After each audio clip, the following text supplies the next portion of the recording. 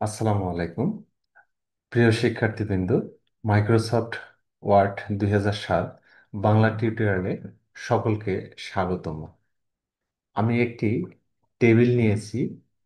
এই টেবিলের আমি রো, কলাম, সেল এবং টেবিল ডিলিট করব কিভাবে সেটি আজকে আমি আপনাদেরকে দেখিয়ে দেব।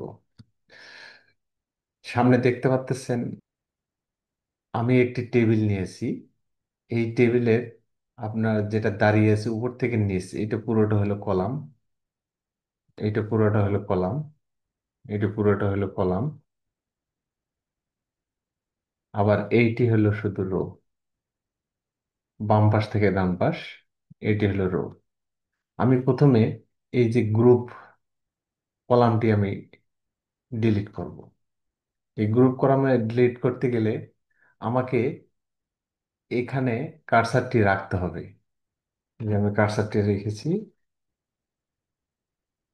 কার্সার রেখে মাউসের রাইট বাটন প্রেস করতে হবে। রাইট বাটন প্রেস করলে একটা মেনু বার আসবে। এই মেনু বারের নিচে আমি মাউসটিকে নিয়ে আসবো, এই যে ডিলিট সেল।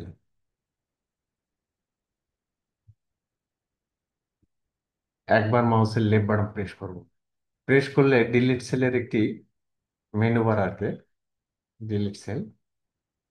আমি মাউসটিকে এই ডিলিট ইন্টার কলামের বাম পাশে যে বৃত্তের মতো জায়গাটা আছে এখানে একবার লেফট বাটন প্রেস করব। প্রেস করলে ডিলিট ইন্টার কলামটি সিলেক্ট হয়ে যাবে। এরপর মাউসটিকে আমি ওকেতে ক্লিক করব। ওকেতে একবার লেফট বাটন প্রেস করব। প্রেস করলে কলামটি আমার ডিলিট হয়ে যাবে। এভাবে আমি একাধিক কলাম ডিলিট করতে পারবো। এবার আমি রো ডিলিট করব। এই সামনে স্ক্রিনে দেখতে পাচ্ছেন এটা পুরোটা হলো রো, এটা পুরোটা হলো রো। এই রো এর যে কোনো এক জায়গায় আমি কার্সারটিকে রাখবো।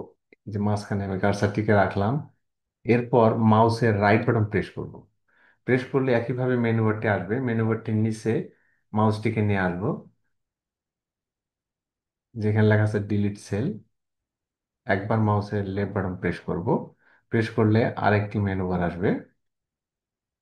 এই মেনু বারের বাম পাশে এখানে লেখা আছে ডিলিট ইন্টার রো। বাম পাশে যে বৃত্তের মতো জায়গা আছে এখানে আমি একবার লেফট বাটন প্রেস করব। প্রেস করলে এই ডিলিট ইন্টার রো এটি সিলেক্ট হয়ে যাবে। এরপর আমি নিচে ওকেতে একবার লেফট বাটন প্রেস করব। প্রেস করলে রোটি আমার ডিলিট হয়ে যাবে। এভাবে আমি একাধিক রো ডিলিট করতে পারবো। আমি আরেকটি রো ডিলিট করি। এই যে এইখানে আমি মাউস কার্সারটি রাখলাম, এরপর রাইট বাটন প্রেস করব। প্রেস করবে ডিলিট সেলে মাউসটিকে নিয়ে আসবো। এরপর ডিলিট সেলের যে মেনু বারটি আসছে এইখানে আমি একবার মাউসের লেফট বাটন প্রেস করব। প্রেস করে ওকেতে ক্লিক করব, তাহলে রোটি আমার ডিলিট হয়ে যাবে। এভাবে আমরা একাধিক কলাম এবং একাধিক রো ডিলিট করতে পারবো। এবার আমি সেল ডিলিট করব। যে সেলটি ডিলিট করতে চাই সেই সেলটিতে আমি কার্সারটিকে রাখবো। এই যে আমি কার্সারটি এখানে এই সেলটিতে রেখেছি। এ, আবারও মাউসের রাইট বাটন প্রেস করব। প্রেস করলে মেনু বারটি আসবে। এই মেনু বারটির উপরে মাউসটিকে নিয়ে যাব, এই যে ডিলিট সেল। মাউসের একবার লেফট বাটন প্রেস করব। প্রেস করলে ডিলিট সেলের মেনু বারটি আসছে। এই মেনু বারটির প্রথমে লেখা আছে শিফট সেলস লেফট, এটিতে সিলেক্ট করা আছে। এরপর মাউসটিকে আমি ওকেতে নিয়ে আসবো। ওকে, ওকেতে একবার মাউসের লেফট বাটন প্রেস করব, তাহলে সেলটি আমার ডিলিট হয়ে যাবে।